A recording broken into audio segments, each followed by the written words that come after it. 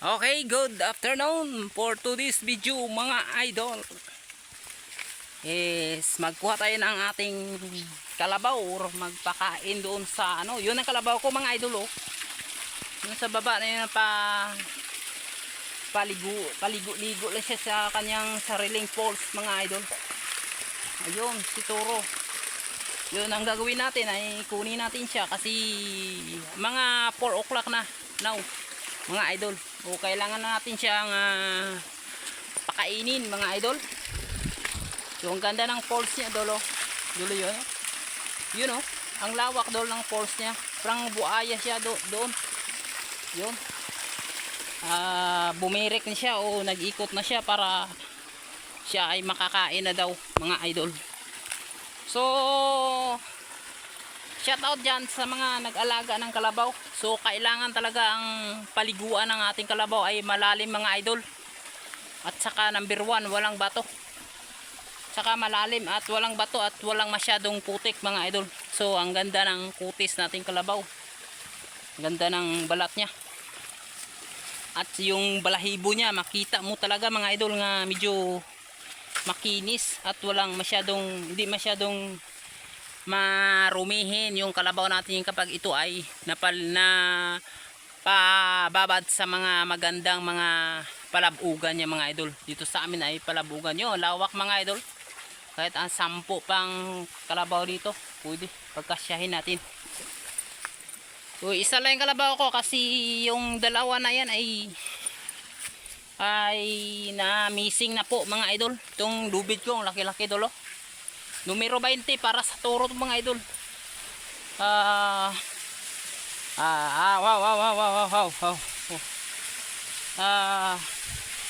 Para doble ingat lang po ito mga idol sa ating kalabaw na kailangan nating lagyan ng lubid na parang hindi talaga siya magkawala o hindi makalaya kasi Toro ang kalabaw natin. Kung makalaya yun ay siguradong madadamage tayo or marami tayong makaaway na mga ibang tao. So ang lawak ng aming bakante dito dol, ang bakanting luting para sa ating kalabaw. Yun si Toro sumusunod sa akin dol. Hinihila ko siya habang hinihila siya. Yun dol oh, makita nyo talaga oh dol.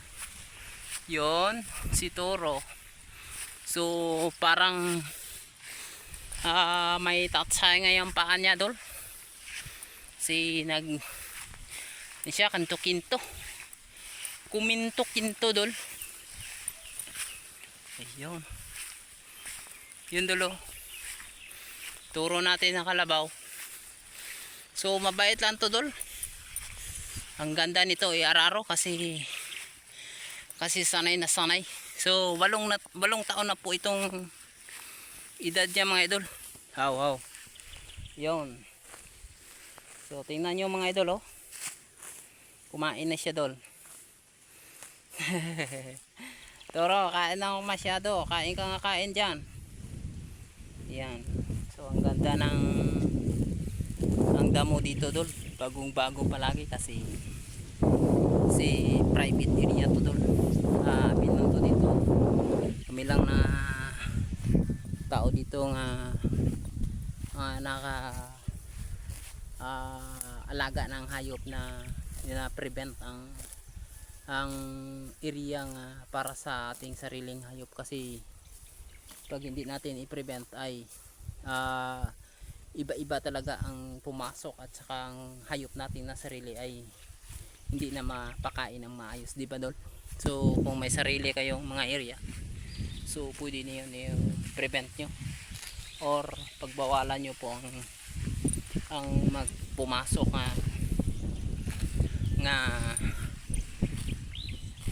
nga mga tao mayroong ibang hayop kasi talagang maepektuhan yung hayop natin dol. Di talaga yun maganda dol. Kasi yung hayop natin na ganyan ay maaring pumayat kasi wala nang pagkain. Inubos na yung ibang hayop dol. Yun talaga dol na basta kung pwede mo prevent ang tao dyan na huwag pumasok dyan kasi sariling hayop lang yan kumain dyan tulad sa amin dulo. Tingnan nyo ang ganda ng pagkain ni Toro kasi parang walang bawas, ang sarap niyang kain niya dyan. Yan. Ito, napakahaba ng pisi niya doon, lubid niya doon ay nasa 10 dipa to, 10 dipa o 11 meters along taas, ang taas niya doon. So ang ganda doon, yan, lalaki ng area, at saka siguruhin natin na hindi siya walang masasangitan mga idol kasi mahirap yun. Okay, okay, bye bye and God bless you.